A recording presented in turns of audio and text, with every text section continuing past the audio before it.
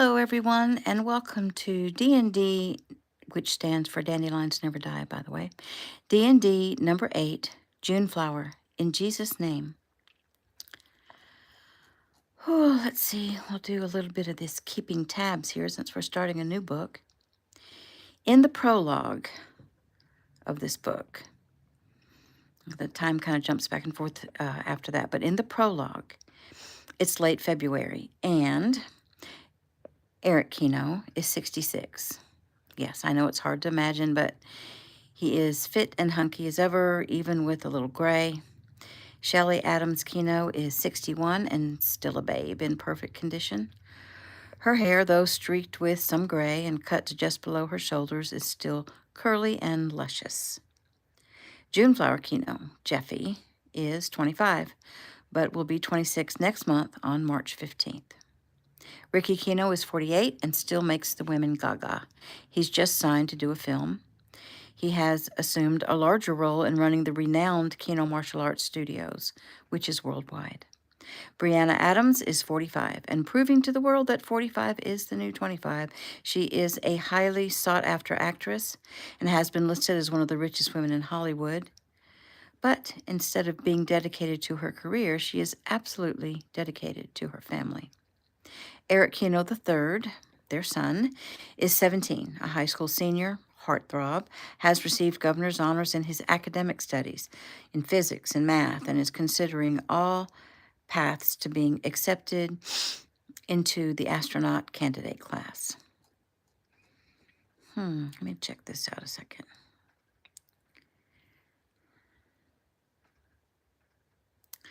All right.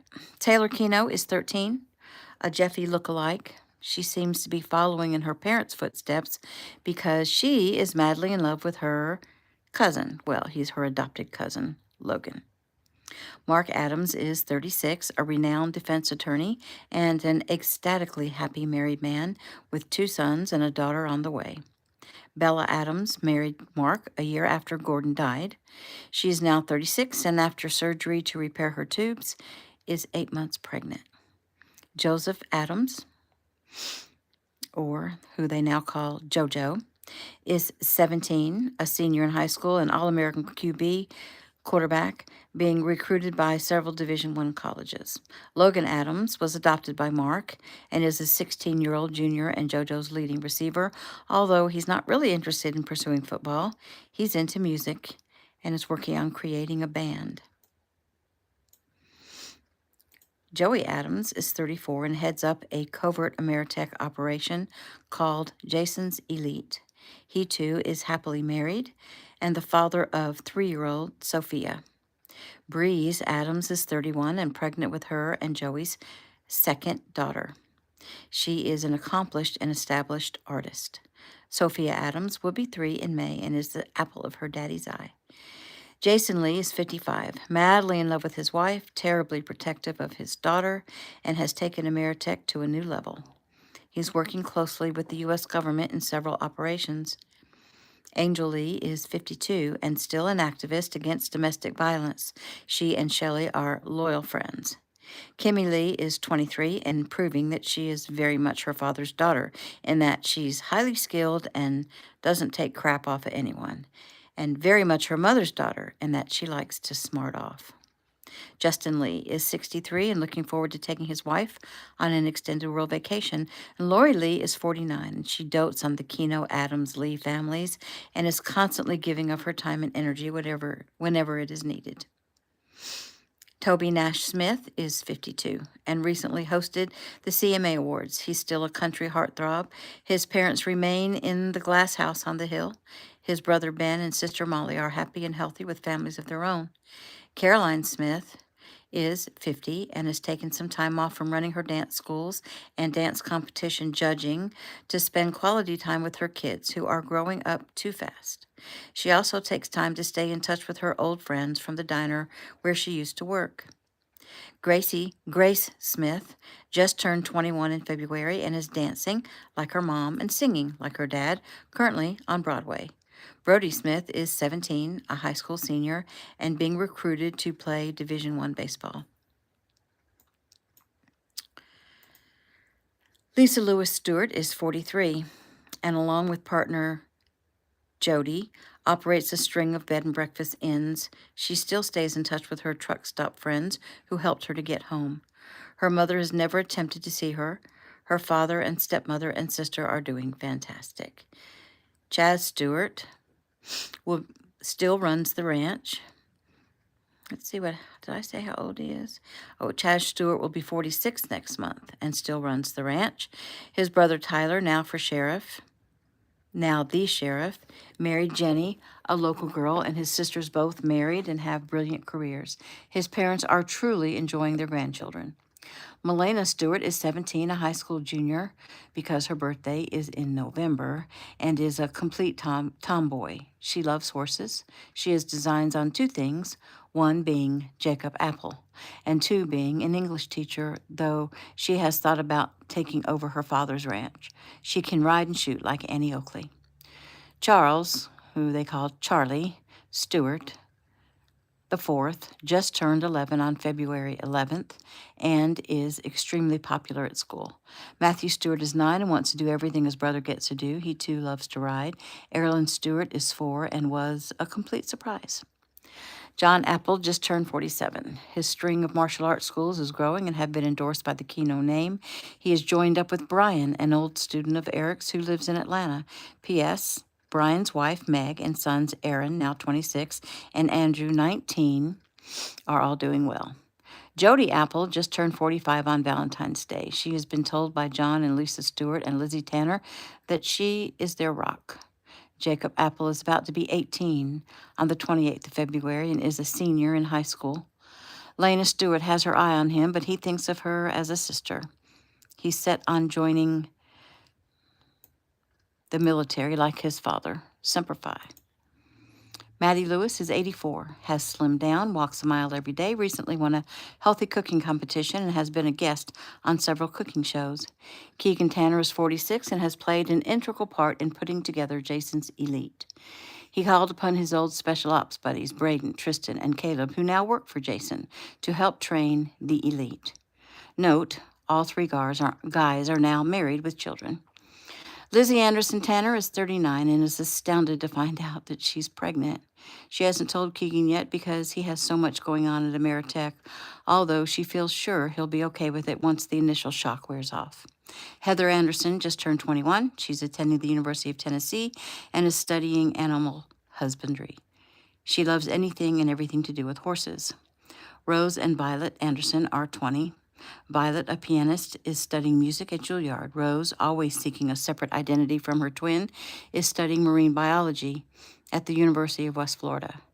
Daisy and Lily Anderson are 19 and very close. They are both extremely athletic, enrolled in a local community college, and very much into boys, much to Keegan's dismay. Gabriel Tanner is 14 and is a big football and baseball star as a high school freshman. He loves to shoot and excels in martial arts classes with Master Apple. Jefferson Davis is 40 and is extremely happy to have his wife and 2 boys in his life. They visit his parents often. He was the one who recommended Jensen Deal, you'll meet him soon, as a sharpshooter for Ameritech. Mickey Daly Davis just turned 39. She's celebrated by having her newly released 8th book going straight to number 1. Daniel Davis is 9 and recently recovered from a broken arm. He and his brother are still as rambunctious as ever. Jeremy Davis is 8 and took complete advantage of his brother having been incapacitated. Marissa Daly is 26 and still in school in New York, determined to get her doctorate in psychology. She's had a few relationships sidetrack her, and she's struggling a bit. Cameron Wallace is 27 and has been out of the picture since he broke up with Jeffy 5 years earlier. Other notes: Tommy Crane remains incarcerated. Robert Adams and his wife spend most of their time traveling between New York and San Francisco, keeping pace with the jet set. Marion Daly, while still in a mental facility, became ill and died of pneumonia. Beth's family, the Carters, have been active in JoJo's life. The Kenos made sure that they had the ability to be at every event from birthdays to football games to black belt awards. The Landau family, the family of Bella's deceased first husband, dropped their lawsuit against Bella and Gordon Landau's estate. They have attempted no contact with Logan. The Stillwaters are very much still a part of Caroline's life. Their children, Paul and Lynn, are each married with children of their own. A quote by Albert Einstein: "The only thing that gets in the way of my learning is my education." Prologue, late February, present day, Kampala, Uganda. Scott watched from the shadows. She was so very beautiful, standing there in her white evening gown, her dark curls piled on top of her head. She wore a delicate gold chain around her neck. It held a small, simple golden cross that at this moment was lying against her heart, glistening in the torchlight. He gazed at the dewy tan skin underneath that cross and imagined feeling her pulse, her life force. Shaking himself from the mental image, he drew a breath and watched. Just looking at her, no one would think that this delicate-looking flower was a fifth-degree black belt, a multi-year champion of the Keno Challenge, and tough as nails, at least physically. Her emotional well-being was another story entirely, for Jeffy Keno was a tender-hearted young lady, almost too compassionate, too kind, too giving. She saw the world through rose-colored glasses, though that just may be why she'd been able to accomplish so much, because she believed that she could. Scott turned his head to see a man in a tuxedo come to the terrace doors and gaze at the same beautiful sight. He relaxed slightly. The man, a co-worker and fellow doctor, was no danger to Jeffy, or, as the world knew her, Dr. Juneflower Keno. New scene. Well, it's sort of a new scene. Shifting point of view. "What are you thinking about out here all alone, Dr. Keno?" Juneflower turned and offered a slight smile to her co-worker and friend, Dr. Richard Todd. She turned away again, gesturing out past the beautifully manicured lawn and gardens of the hotel to the darkness of the surrounding bush and finally the jungle. "I was thinking that here we are, all dressed up in fine clothes, eating exquisite foods, when only a few miles away in any given direction there are children who are sick or cold or hungry." "Of course you were," Richard said. "You know, you could say that and be correct if you were standing on the balcony of a hotel in the U.S., but I don't think they're cold." He tugged at his tie. She laughed. "No, I guess not. The heat here at the moment is sweltering. Cold and hungry just go together when attempting to paint a miserable picture. Nonetheless, it just seems I should be out there helping right now." "You are helping. Believe me, you're helping. It's you. All the dignitaries and celebrities came to hear speak tonight. It's your Heal the World Foundation that made any of this possible. So they've pulled you away from camp for one day. I promise you it will still be there when you get back. The world is awaiting your next word. Heck, they await your next breath.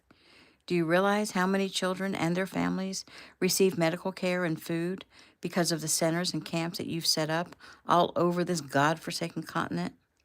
She touched his arm. "Please don't say it like that.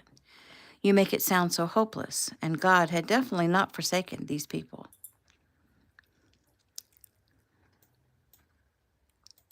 "Sorry, June, I didn't mean it like that. If anything, you've given them hope." "Not me. I'm only doing what God has called me to do. If their hope is in me, it's sorely misplaced." She sighed and briefly closed her eyes.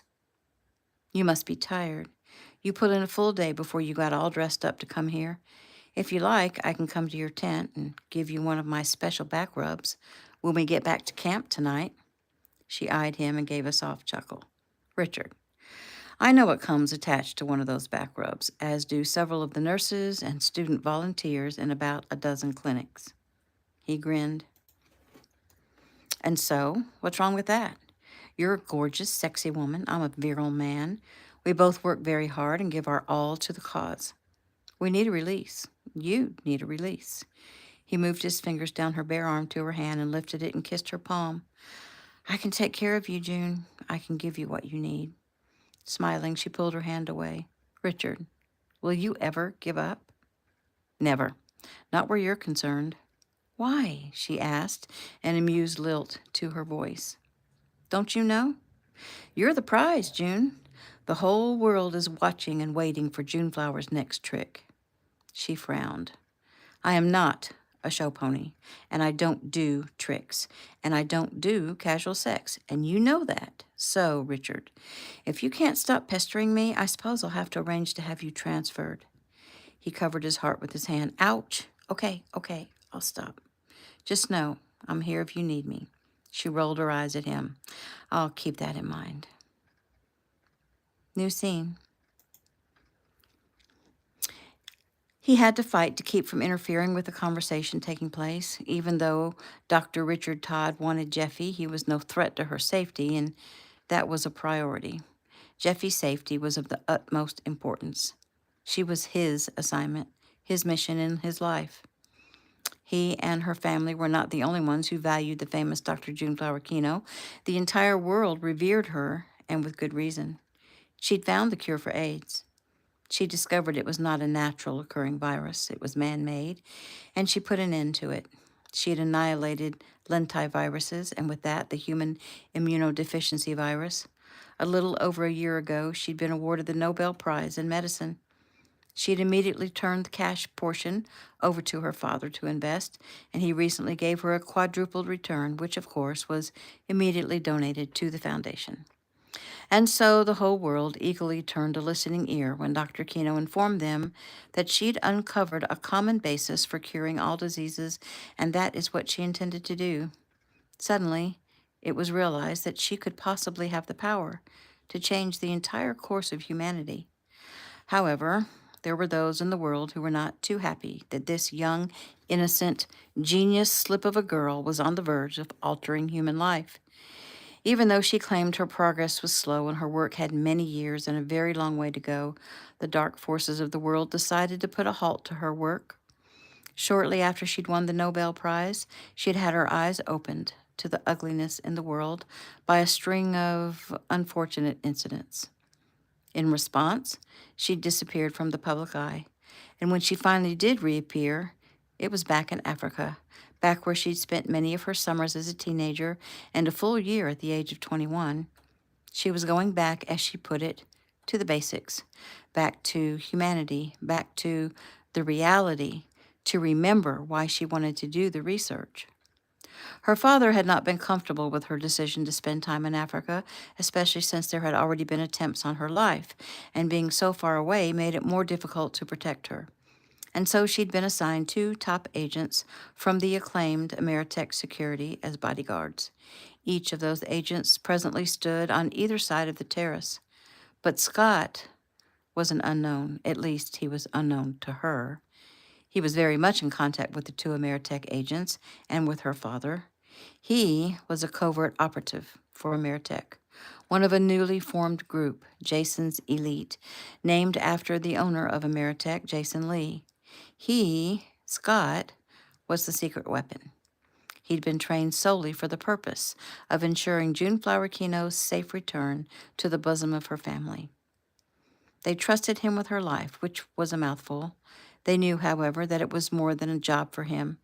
They knew he would give his all, his life, for Jeffy.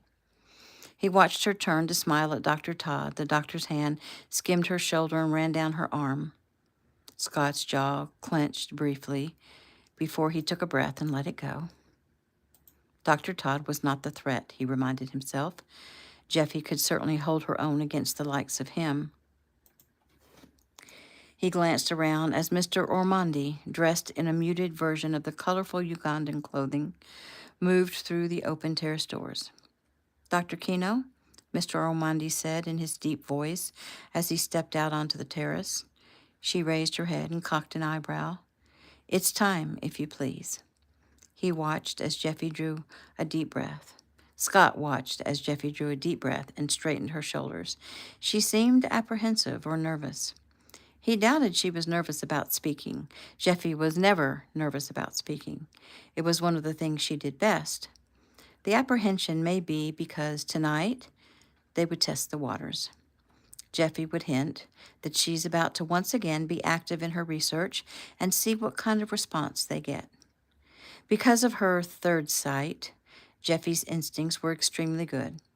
Scott trusted them, so if Jeffy was feeling apprehensive, he was on high alert. Dr. Todd offered his arm, and gracefully she hooked her arm in his and allowed him to lead her inside. Just as she got to the doors, though, she turned her head sharply, as if she sensed Scott's presence. He moved farther back into the shadows between the wall and a potted rose. Her eyes scanned the terrace, her brow wrinkled. Shrugging it off, she turned and headed in to face the crowd. Romans 15:1. We who are strong have an obligation to bear with the failings of the weak and not to please ourselves. That is the end of the prologue and the front of book matter.